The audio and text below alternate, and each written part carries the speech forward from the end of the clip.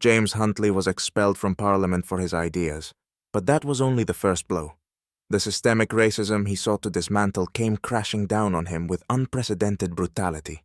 He was arrested, his name was tarnished, and his family was threatened with destruction. But when millions of people took to the streets, demanding change, James realized that his struggle wasn't just personal. It was a battle for the future of an entire nation. What he did next would astonish even those who had seen it all. But let's start from the beginning. James Huntley, a charismatic black politician, began his career with the conviction that systemic racism was deeply entrenched in society's structures. In his youth, he frequently witnessed injustice against black people, whether in education, the workplace, or interactions with the police. These experiences laid the foundation for his political platform, and soon after becoming a member of Parliament, James actively promoted laws aimed at fighting bias. One of the pivotal moments in his political career occurred when James proposed a bill on police reform, calling for strict measures against police violence. In his speeches, he openly accused the government of ignoring the problem of racial discrimination. He spoke about how black families constantly suffered from prejudice and how the system refused to acknowledge these facts. His words did not go unnoticed. Tension arose in Parliament. Many conservatives believed that James was undermining public order and playing to the emotions of his supporters for political gain. They saw his speeches as a threat to the existing power structure, which had long sidestepped discussions of racial discrimination. At the height of his career, while delivering a powerful address to Parliament, calling for a complete reform of the law enforcement system, the hall fell silent. His words struck like a hammer. The system that is supposed to protect the people has instead become a tool of oppression.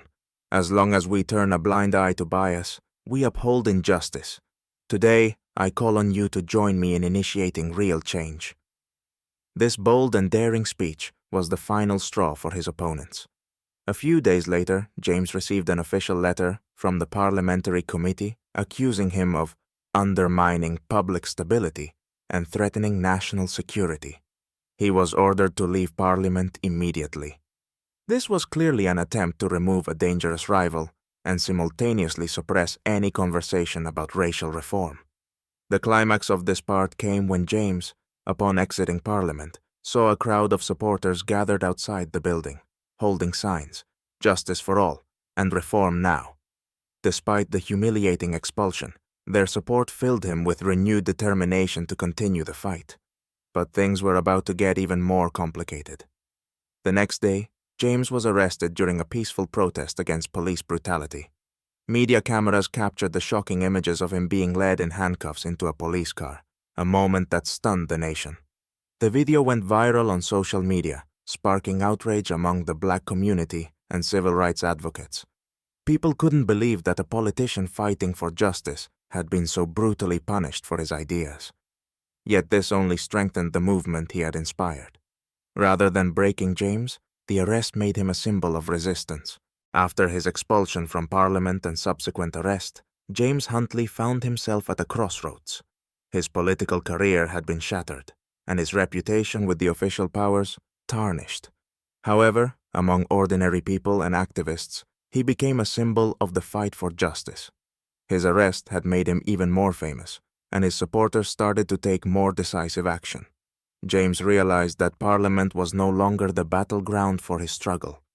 Now, his fight was on the streets, in the hearts and minds of those who believed in change. The first thing he did was organize a series of underground meetings with community leaders, activists, and civil rights lawyers. Together, they developed a long-term campaign to combat systemic racism. James spoke at every meeting, emphasizing the need for a complete overhaul of the legal and judicial systems, which historically had been used against the black population. At these gatherings, he noticed that support for his ideas wasn't just growing, it was becoming a movement. The spark for resistance was ignited by an incident that shook the entire country. A black veteran was publicly humiliated at a local restaurant where he was refused service. James responded immediately, delivering a speech condemning both the restaurant owner and the police, who refused to intervene. This became the catalyst for the creation of a legal aid program aimed at defending those facing similar cases of discrimination. People began to turn to James and his team for help, and their numbers grew by the day. However, as his influence grew, so did the pressure from authorities. The police, government, and even the media became increasingly wary of James. Newspaper articles branded him a radical and a threat to national security.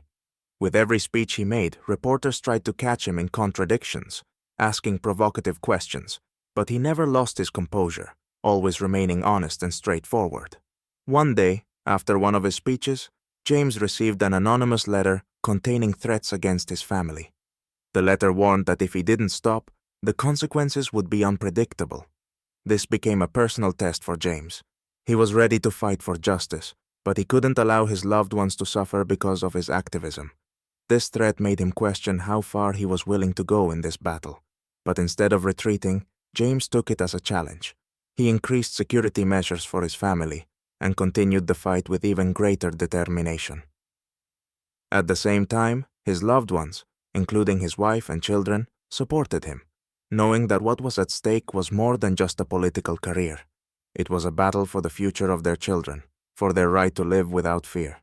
An unexpected twist occurred when the police accused James of inciting riots, based on provocations staged at one of the peaceful protests. This was a clear political move aimed at discrediting him. His name was smeared in the news, portraying him as a dangerous radical threatening stability. Nevertheless, James and his team didn't give up. They began spreading the truth through social media, exposing how the authorities were trying to silence him. As the government ramped up the pressure, James's movement grew stronger. His arrest and the subsequent charges only solidified the belief among his supporters that he was the only one truly fighting for change. Crowds of people took to the streets with banners in his support, demanding justice and reform. At this time, James realized that his struggle had reached a new level. It was no longer just his fight. It was the collective fight of millions for equal rights. A year had passed since James Huntley was expelled from Parliament.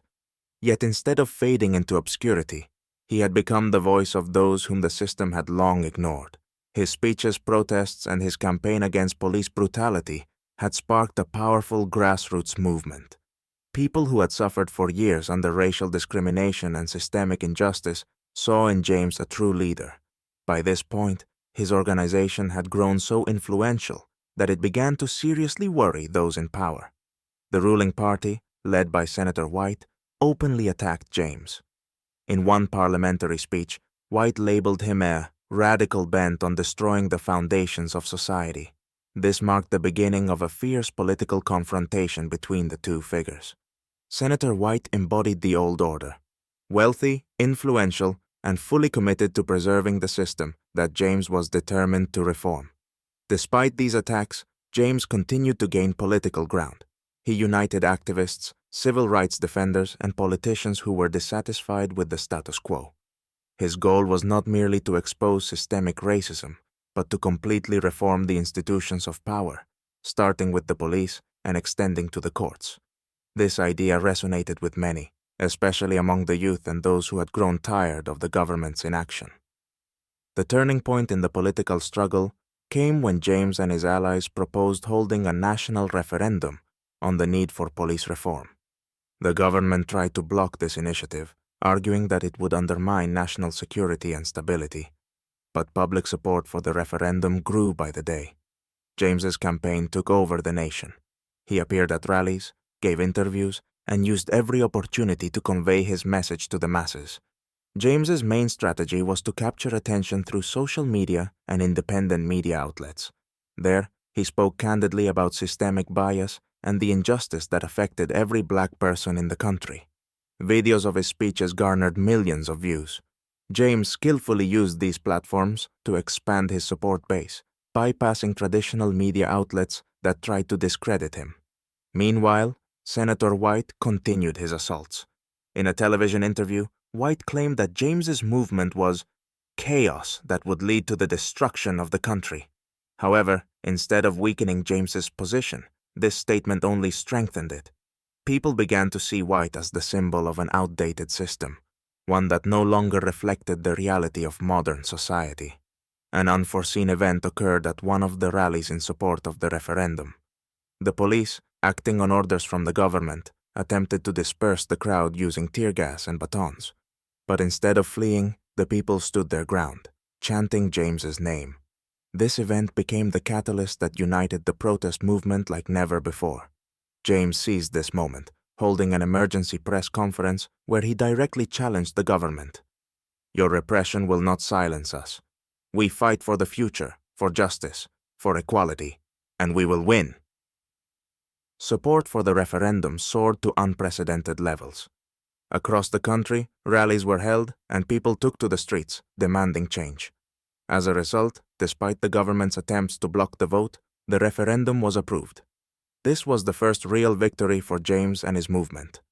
The climax of the third part came when James, having secured official approval for the referendum, launched a new wave of campaigning aimed at achieving his ultimate goal: reforming the police. His face became the symbol of resistance against the system. In every corner of the country, people discussed his initiatives, and his supporters continued to grow. At the end of this part, James realized that his battle was no longer just against the system. It was a fight for the future of everyone who had suffered under its injustices for years. Election Day marked the culmination of months of struggle for James Huntley and his team. It was a moment of truth, a day that could either solidify his status as a leader of the opposition or shatter everything they had achieved. Tension filled the air, and it seemed as though the country's future hung in the balance. James and his supporters spent the final hours of the campaign on the streets, meeting voters, handing out flyers, and urging people to vote for change. Hundreds of thousands of people turned out to the polls, inspired by James's promises of justice, equality, and systemic reforms. His team, well organized and determined, had run an expansive informational campaign, reaching a wide audience. The question on the referendum was simple: does the country need police and judicial reform? But behind that question lay the profound social transformation that James sought. The confrontation with Senator White had become both personal and symbolic. White represented the old elite, clinging to power and defending the interests of those who benefited from the existing inequalities. He spared no effort in discrediting James, calling him a dangerous demagogue and accusing him of leading the country toward chaos. In the run-up to the election, White conducted a series of public debates, attempting to paint James as incompetent and radical, but every attack only further solidified the resolve of those supporting reform. James responded with clarity and dignity, repeatedly emphasizing that his proposals were not about destruction, but about creating a just society for all. The climax of the election began as the first results from the polling stations came in. The atmosphere in James's campaign headquarters was tense. Everyone understood the importance of the moment. But soon, joy erupted. The results showed a strong lead for James and his movement. In major cities, especially among black communities and the youth, support for his reforms was overwhelming. These were the people who had waited for change for years and finally saw a chance to achieve it. When the final results were announced, James Huntley was officially recognized as the leader of the opposition, having secured a decisive victory in the referendum. It was a triumph not just for him, but for everyone who had supported his fight for equality. Senator White, who had once been a symbol of power and stability, now appeared as a figure of the past, whose ideas no longer resonated with the public. In his victory speech, James addressed the nation. "Today, we proved that there is strength in unity. We proved that we can change the system when we unite our voices. But this is just the beginning. There is still much work ahead, and I promise we will not stop until we have created a society where everyone has equal rights and opportunities."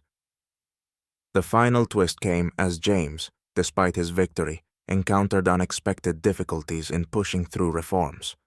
Despite the public's overwhelming support, the government and elite continued to resist change. The bills James advocated faced opposition in Parliament. His opponents tried to slow down the reform process, using bureaucracy and political maneuvering. James realized that his electoral victory was only the start of a long and grueling battle for systemic change. Yet, James was prepared for this. His supporters, invigorated by his triumph, continued to take to the streets, demanding immediate reforms. Social media buzzed with discussions, and independent media actively supported James, exposing those who sought to sabotage the changes. Now, the future of the entire nation was at stake, and James knew there could be no turning back. The final climax of this part is James's realization that true victory does not lie in winning elections, but in the ongoing struggle for real change. In his last speech before Parliament, he declared, "We will not stop our fight. We will not allow our voices to be silenced. We will keep standing for justice until every person in this country is equal before the law." This marked the beginning of a new era, where James Huntley was no longer just a politician, but a symbol of the fight for social justice.